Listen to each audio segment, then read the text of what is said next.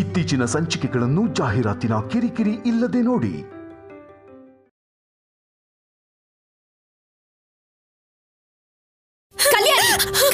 ಕೈ ಸುಟ್ಟು ಹೋಗುತ್ತೆ. ನನ್ ಸುಟ್ಟು ಹೋದ್ರೂ ಪರವಾಗಿಲ್ಲ, ಆದ್ರೆ ನನ್ ಕಷ್ಟಪಟ್ಟು ಸಂಪಾದಿಸಿದ ಆಧಾರಗಳು ಸುಟ್ಟು ಹೋಯ್ತಲ್ವೇನಮ್ಮ. ಸಾಕ್ ಕಲ್ಯಾಣಿ, ಇನ್ನೊಂದು ಮಾತು ಮಾತಾಡಿದ್ರು ಕೂಡ ಚೆನ್ನಾಗಿರಲ್ಲ. ನೀನ್ ಪ್ರೀತಿಸ್ತವನ್ ಜೊತೆಲಿ ಮದ್ವೆ ಮಾಡ್ಬೇಕು ಅಂತ ಎಲ್ಲರೂ ಒಪ್ಕೊಂಡಿರುವಾಗ ನೀನ್ ತಪ್ಪಿಸ್ಕೋಬೇಕು ಅಂತಾನೆ ಈ ರೀತಿ ಎಲ್ಲ ಕುತಂತ್ರಗಳನ್ನ ಮಾಡ್ತಿದ್ಯಲ್ಲ. ಅಮ್ಮ, ನಿನಗೇನ್ ಹೇಗ್ ಹೇಳ್ಬೇಕು? ಏನು ಹೇಳ್ಬೇಡ. ಈ ನಿಶ್ಚಿತಾರ್ಥನ ತಡಿ ಕೂಡ್ದು. ಒಂದ್ ವೇಳೆ ತಡಿಲೇಬೇಕು ಅನ್ನೋದಾದ್ರೆ ಅದು ನಿನ್ನಿಂದಲ್ಲ, ನನ್ನಿಂದ ಆಗ್ಬೇಕು. ಒಂದ್ ವೇಳೆ ಅದನ್ನ ತಡೆಯೋದಕ್ಕೆ ಪ್ರಯತ್ನ ಪಟ್ಟು ನೀನ್ ನಮ್ಮೆಲ್ಲರೂ ಮರ್ಯಾದೆ ಕಳಿಬೇಕು ಅಂತ ನೋಡಿದ್ರೆ ನಾನು ವಿಷ ಕುಡ್ದು ಸತ್ತೋಗ್ತೀನಿ ಕಲ್ಯಾಣಿ. ನಾನು ವಿಷ ಕುಡ್ದು ಸತ್ತೋಗ್ತೀನಿ ಕಲ್ಯಾಣಿ.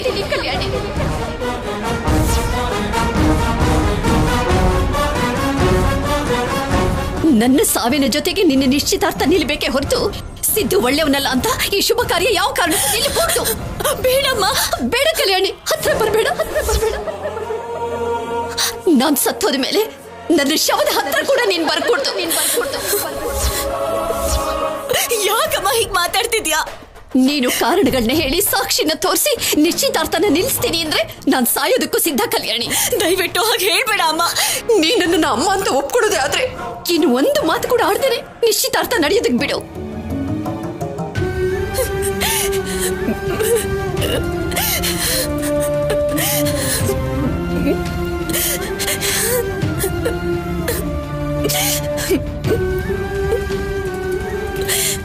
ನಾನೀಗ ಹೇಳ್ತಿದ್ದೀನಮ್ಮ, ನನ್ ಪ್ರಾಣನಾದ್ರೂ ಕಳ್ಕೋತೀನಿ, ಆದ್ರೆ ನಿನ್ ಪ್ರಾಣನ ಹೋಗೋಕ್ ಬಿಡಲ್ಲ. ನೀನ್ ಹೇಳ್ದಾಗೆ ಕೇಳ್ತೀನಿ.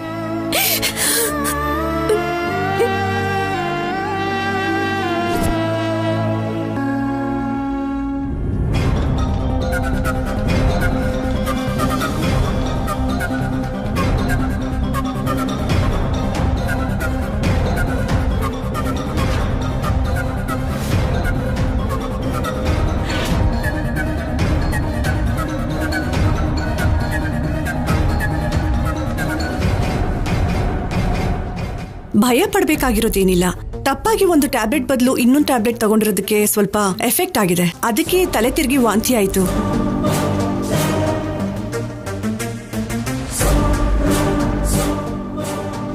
ಹೊಟ್ಟೆಲಿರೋ ಮಗುಗೇನು ಅಪಾಯ ಇಲ್ಲ ಅಲ್ವಾ? ಏನಿಲ್ಲ ಮೇಡಮ್, ಬೇಬಿ ಸೇಫ್. 10 ನಿಮಿಷದಲ್ಲಿ ನಾರ್ಮಲ್ ಆಗ್ಬಿಡ್ತಾರೆ. Don't worry. Thank you doctor. It's okay.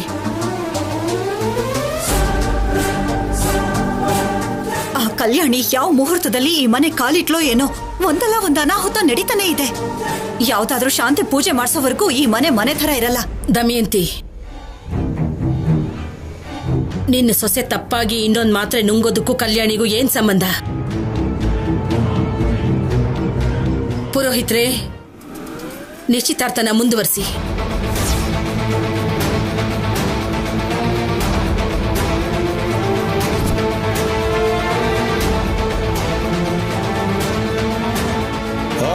सहस्रशीर्षः पुरुषः सहस्राक्ष सहस्रपात् सभूमिं विस्तृतो वृत्वा अर्चतिष्ठदशाङ्गुलं पुरुष ये वेदगुं सर्वं यद्भूतं यच्च भव्यं भूतामृतत्वस्य शानः यदन्नेनातिरोहति एतावानस्य महिमा अतो ज्यायास्य पुरुषः पादोऽस्य विश्वभूतानि त्रिपादस्यामृतं दिवि. ನೋಡಿ, ಈ ಉಂಗ್ರನ ಬದಲಾಯಿಸ್ಕೊಳ್ಳಿ.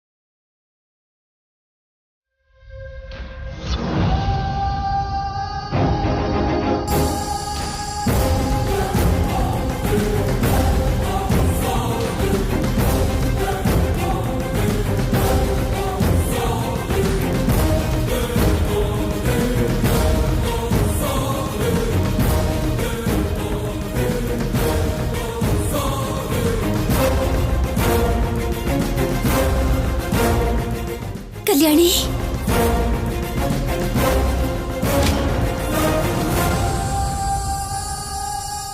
ಏನಾಯ್ತು ಕಲ್ಯಾಣಿ? ಕೈಗೆ ಏನಾಯ್ತು? ಏನಾಯ್ತು ಕಲ್ಯಾಣಿ? ಕೈಗೇನಾಗಿದೆ? ದೀಪ ಹಚ್ಚಕ್ ಹೋದಾಗ ಸುಟ್ಟು ಹೋಯ್ತು ಅಜ್ಜಿ.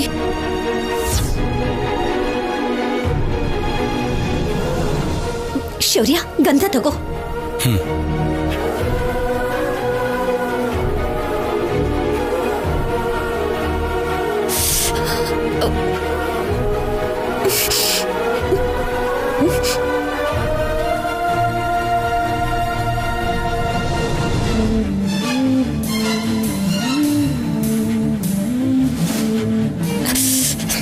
ಅಜ್ಜಿ, ಕೈ ತುಂಬಾನೇ ಸುಟ್ಟೋಗಿದೆ. ಉಂಗುರ ಹಾಕೋದು ಕಷ್ಟನೇ.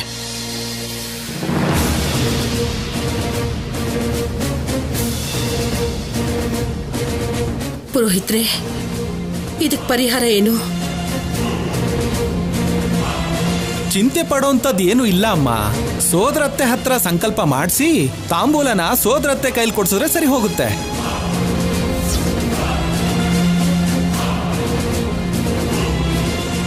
ಅದೇ ಹೇಗಾಗತ್ತೆ ಪುರೋಹಿತ್ರೆ? ನಮ್ಮ ಮನೆಯವ್ರಿನ್ನೂ ಊರಿಂದ ಬಂದಿಲ್ಲ. ದಂಪತಿಗಳಿಬ್ರು ಇಲ್ದೆ ನಾನೊಬ್ಳೆ ಹೇಗ್ ತಗೊಳಕಾಗತ್ತೆ?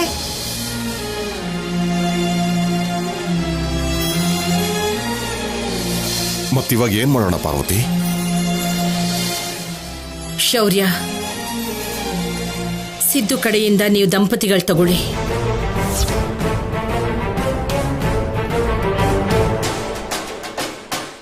ಕಲ್ಯಾಣಿ ಕಡೆಯಿಂದ ನಾನು ನಿಮ್ ತಾತ ನಿಶ್ಚಯ ತಾಂಬೂಲ ತಗೋತೀವಿ.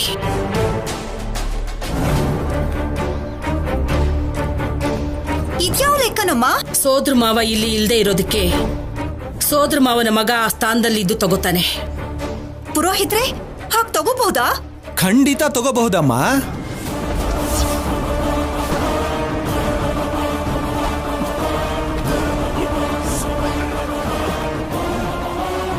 ಮೀನಾಕ್ಷಮ್ಮ, ನಿನಗೊಪ್ಗೆನೆ ಅಲ್ವಾ? ನಿನ್ಗೇನಾದ್ರೂ ಬೇರೆ ತೊಂದ್ರೆ ಇದೆಯಾ? ನನಗ್ ಬೇಕಾಗಿರೋದು ನನ್ ಮಗನ್ಗೂ ಕಲ್ಯಾಣಿಗೂ ಮದುವೆ ಆಗೋದು. ನನ್ಗೆ ಯಾವ ತೊಂದ್ರೆನೂ ಇಲ್ಲ ಬೀಗ್ರೆ.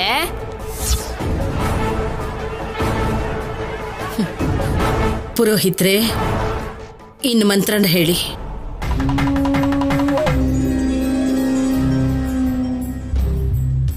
ಸಂಪದ, ಬಾಯಿಲಿ.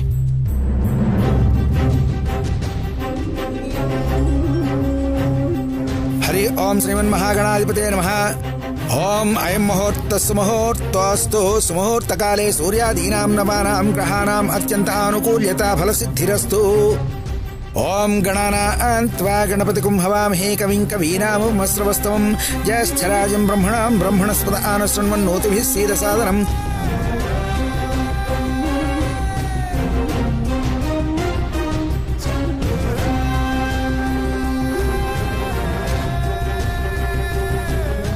ಇಬ್ರು ತಾಂಬೂಲ ತಟ್ಟೆನ ಬದಲಾಯಿಸ್ಕೊಳ್ಳಿ. ಓಂ ನಿಶ್ಚಿತಾರ್ಥ ಮುಹೂರ್ತ ಸಮಯೇ ಸೂರ್ಯಾದೀನಾಂ ನವಾನಾಂ ಗ್ರಹಾಣಾಂ ಅತ್ಯಂತ ಆನುಕೂಲ್ಯತಾ ಫಲಸಿದ್ಧಿರಸ್ತು.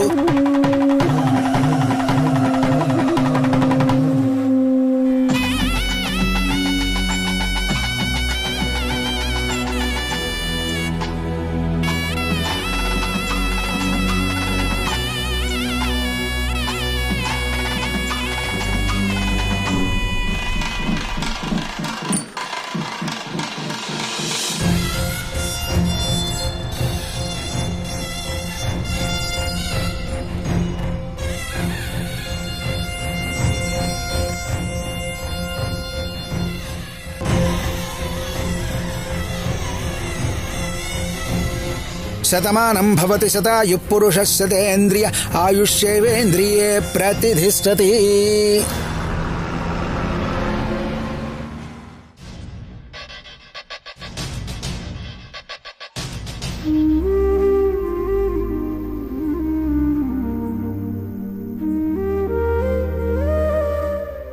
ಅನುಪಮ ಅಮ್ಮನ ಪ್ರಾಣ ಹೋಗ್ಬಾರ್ದು ಅಂತ ನಾನು ರಾಜಿ ಆದೆ.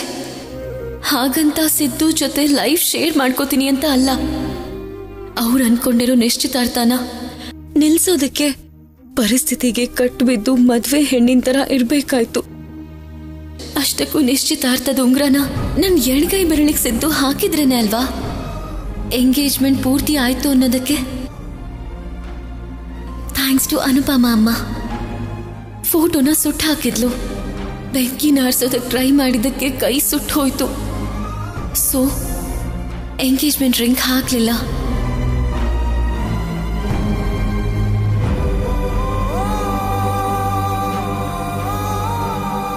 ಕಲ್ಯಾಣಿ, ಕೈ ನೋಡ್ಕೊಳ್ತಾ ಇದೀಯಮ್ಮ. ನಿಶ್ಚಿತಾರ್ಥದ ಉಂಗ್ರ ಹಾಕಿಲ್ಲ ಅಂತ ಬೇಜಾರು ಮಾಡ್ಕೊಂಡಿದ್ಯಾ? ನೀನೇ ಅಲ್ವಾ ಕೈ ಸುಟ್ಕೊಂಡಿದ್ದು? ಸರಿ ಬಿಡು, ಈ ಜಗಳ ಎಲ್ಲ ಯಾಕೆ? ಕಾರ್ಯಕ್ರಮ ಚೆನ್ನಾಗಿ ನಡೀತು ಅಂತ ಮನೇಲಿ ಎಲ್ಲರೂ ತುಂಬಾ ಸಂತೋಷಪಟ್ರು. ನೀನು ಚಿಕ್ಕ ಹುಡುಗಿ ಅಲ್ಲ ಅನ್ನೋದನ್ನ ನೆನ್ಪಿಟ್ಕೋ. ನಾಳೆಗೆ ನಿನಗೆ 18 ವರ್ಷಗಳು ತುಂಬುತ್ತೆ. ಮನಸ್ಸನ್ನ ಬ್ಯಾಲೆನ್ಸ್ ಆಗಿ ಇಟ್ಕೊಳ್ಳೋದನ್ನ ಕಲ್ತ್ಕೋ ಕಲ್ಯಾಣಿ. ನೀನೇನಾದ್ರೂ ತಪ್ಪು ಮಾಡಿದ್ರೆ ನಿನ್ನನ್ನೇನು ಅನ್ನೋದಿಲ್ಲ. ನಿನ್ನ ಈ ಅಮ್ಮನ ಕುಟುಂಬನ ಬೆಟ್ ಮಾಡಿ ತೋರಿಸ್ತಾರೆ. ಸಿದ್ದು ಜೊತೆಲಿ ಜಗಳ ಮಾಡ್ಕೋಬೇಡ.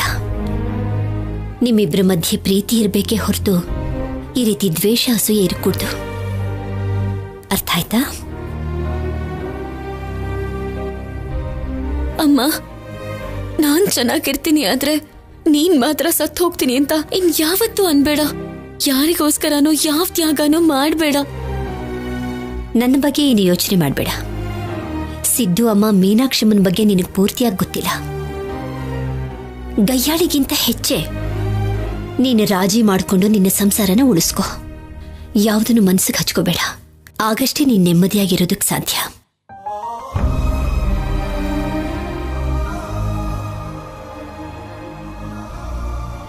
ಹೌದಮ್ಮ, ನೀನ್ ಹೇಳಿದ್ದು ಕರೆಕ್ಟೇ. ನಾನು ಎಂಗೇಜ್ಮೆಂಟ್ನ ಕೂಡ ಮನ್ಸಿಗೆ ಹಾಕೊಂಡಿಲ್ಲ. ಅದಕ್ಕೆ ಖುಷಿಯಾಗೇ ಇದ್ದೀನಿ.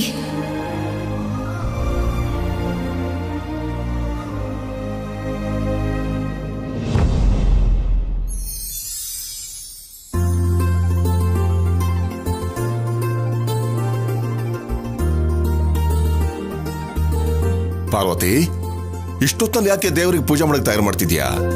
ಇವತ್ತೇ ಅಲ್ವಾ ನಿಶ್ಚಿತಾರ್ಥ ಮುಗ್ದಿದ್ದು, ಮತ್ ಯಾಕಿದೆಲ್ಲ? ನೀವು ಗಂಡಸರಿಗೆ ಮನೆಯವ್ರನ್ನೆಲ್ಲ ಪ್ರೀತಿಯಿಂದ ನೋಡ್ಕೊಂಡ್ವಾ ಇಲ್ವಾ, ಅಗತ್ಯಗಳನ್ನೆಲ್ಲ ಪೂರೈಸಿ ಸಂತೋಷವಾಗಿ ಇಟ್ಟಿದೀವಾ ಇಲ್ವಾ ಅಂತಾನೆ ನೋಡ್ತೀರಾ. ಆದ್ರೆ ಅವಾಗ ಆಚಾರ ಪದ್ಧತಿಗಳನ್ನ ಮರ್ತು ಹೋಗ್ತೀರಾ. ಹೆಂಗಸರು ನಾವೇ ಅಲ್ವಾ ನೆನ್ಪಿಟ್ಕೋಬೇಕು. ಈ ಮನೆಯಲ್ಲಿ ಯಾವ ಶುಭ ಕಾರ್ಯ ಆದ್ರೂ ನಿಶ್ಚಯ ಆದ್ಮೇಲೆ ಕುಲದೇವರು ನಾಗಮ್ಮನಿಗೆ ಸೀರೆನ ಸಮರ್ಪಿಸಿ ನೈವೇದ್ಯನ ಇಡಬೇಕು ಅನ್ನೋ ವಿಷಯನ ಮರ್ತೋಗಿರ್ತೀರ. ಬೆಳಿಗ್ಗೆನೆ ನಾಗಮ್ಮನ ಹತ್ರ ಹೋಗೋದಕ್ಕೆ ಎಲ್ಲ ಸಿದ್ಧ ಮಾಡ್ಕೋತಿದ್ದೀನ್ರಿ. ಹೌದು, ನಾನ್ ಮರ್ತೋಗಿದ್ದೆ. ಆದ್ರೆ ನೀನು ಕೂಡ ಒಂದು ವಿಷಯನ ಮರ್ತೋಗಿದ್ಯಾ. ಏನ್ರಿ? ನಾಳೆ ಕಲ್ಯಾಣಿ ಮೊದಲನೇ ಹುಟ್ಟಿದಿನ ಅಲ್ವಾ? ಅದೇ ನಮ್ಮನೇಲಿ ನಮ್ಮ ಕೈಯಾರೆ ನಮ್ಮ ಮಗಳಿಗೆ ಮಾಡ್ತಿರೋ ಮೊದಲನೇ ಹುಟ್ಟಿದ ಹಬ್ಬ. ಚೆನ್ನಾಗ್ ಮಾಡ್ಬೇಕು ಅಂತ ಅನ್ಕೊಂಡಿದ್ವಿ. ಮತ್ ಆ ವಿಷಯ ಏನ್ ಮಾಡ್ತೀಯಾ?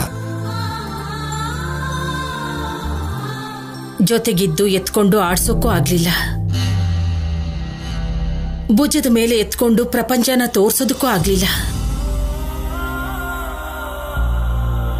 ಮುದ್ದು ತೊದಲು ಮಾತಲ್ಲಿ ಅಜ್ಜಿ ತಾತ ಅಂತ ಕರೆಯೋ ಕರೆಗೆ ದೂರ ಆಗ್ಬಿಟ್ವಿ. ಅದಕ್ಕೇನು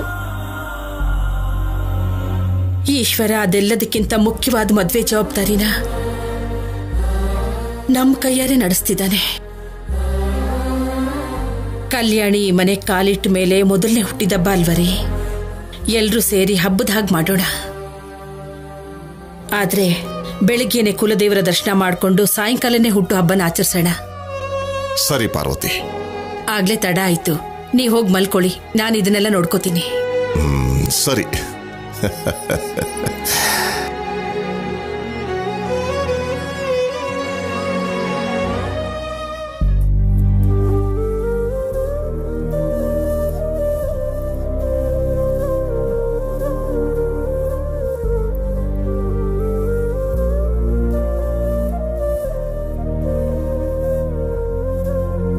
ಸಿದ್ದುಗೆ ಎಷ್ಟು ಸಲ ಹೇಳ್ದೆ ನಿಶ್ಚಿತಾರ್ಥನ ಹೇಗಾದ್ರೂ ತಡಿಬೇಕು. ನನ್ನ ಸ್ಥಾನಕ್ಕೆ ಬೇರೆ ಯಾರೇ ಬಂದ್ರು ನಾನು ತಡ್ಕೊಳಲ್ಲ ಅಂತ. ನಾನು ಟ್ರೈ ಮಾಡ್ತೀನಿ, ನಾನು ನೋಡ್ಕೋತೀನಿ ಅಂತ. ನನ್ನ ಕಡೆಗೆ ನೋಡೋ ಹೋಗಿ ನೋಡ್ತಾ ಎಂಗೇಜ್ಮೆಂಟ್ ಮಾಡ್ಕೊಂಡ. ಕಲ್ಯಾಣಿ ಕೈಗೆ ಉಂಗ್ರನ ಹಾಕೋಕ್ಕಾಗಲ್ಲ ಅಂದಾಗಾದ್ರೂ ಕೂಡ ಏನೋ ಒಂದ್ ಮಾಡಿ ನಿಲ್ಸೋದಕ್ಕೆ ಟ್ರೈ ಮಾಡ್ಬೋದಿತ್ತಲ್ಲ. ಹಾಕ್ ಕೂಡ ಮಾಡಿಲ್ಲ.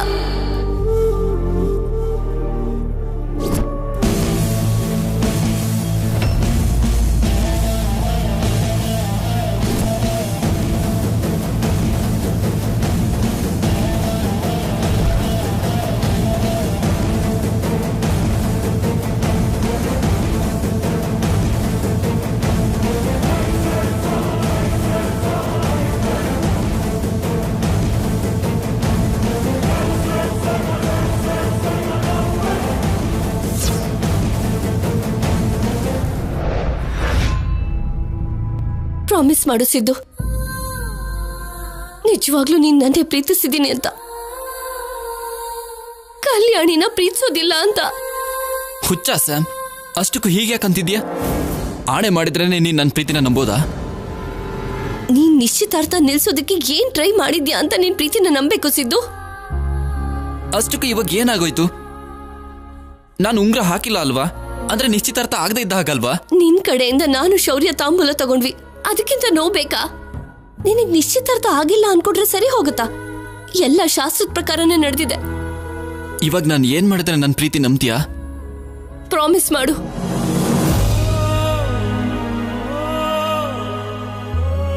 ಕಲ್ಯಾಣಿ ಮೇಲೆ ಕೋಪ ಬಿಟ್ರೆ ಪ್ರೀತಿ ಇಲ್ಲ ಸ್ಯಾಮ್, ನನ್ನ ನಂಬು.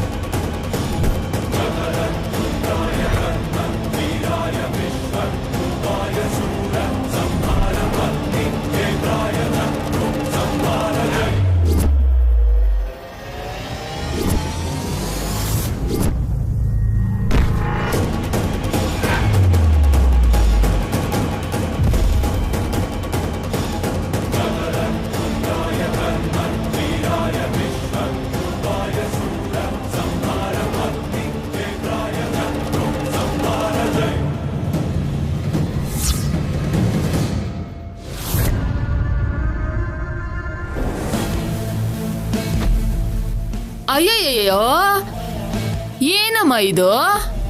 ನಿನ್ ಸೊಸೆ ಯಾಕೆ ನನ್ ಮಗನ್ ಕೈ ಹಿಡ್ಕೊತಿದ್ದಾಳೆ? ಒಂದ್ ವೇಳೆ ನಿನ್ ಸೊಸೆ ನನ್ ಮನೆ ಸೊಸೆ ಆಗ್ಬೇಕು ಅನ್ಕೋತಿದ್ದಾಳ ಹೇಗೆ?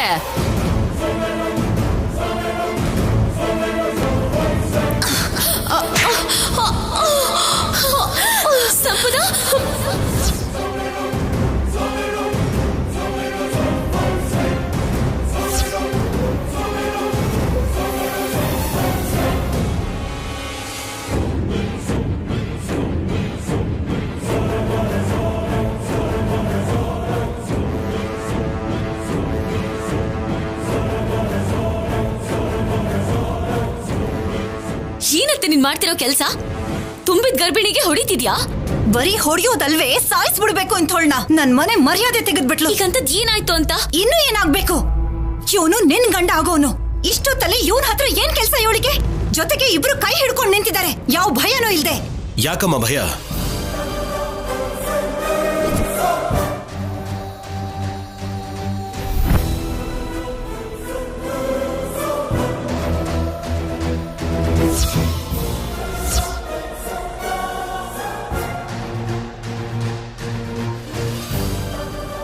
ಕೈ ಹಿಡಿದ್ರೆ ಏನಮ್ಮ ತಪ್ಪು? ನಿಶ್ಚಿತಾರ್ಥಕ್ಕೆ ಎಷ್ಟು ಅಡ್ಡಿಗಳು ಬಂತು, ಆ ಅಡ್ಡಿಗಳೆಲ್ಲ ತಪ್ಪು ಹೋಗಿ ನಿಶ್ಚಿತಾರ್ಥ ನಡೆದಿದ್ದಕ್ಕೆ ಕಾಂಗ್ರೆಸ್ ಹೇಳ್ತಿರ್ಬೋದು, ಅಷ್ಟೇ ಅಲ್ವಾ ಸಂಪದ?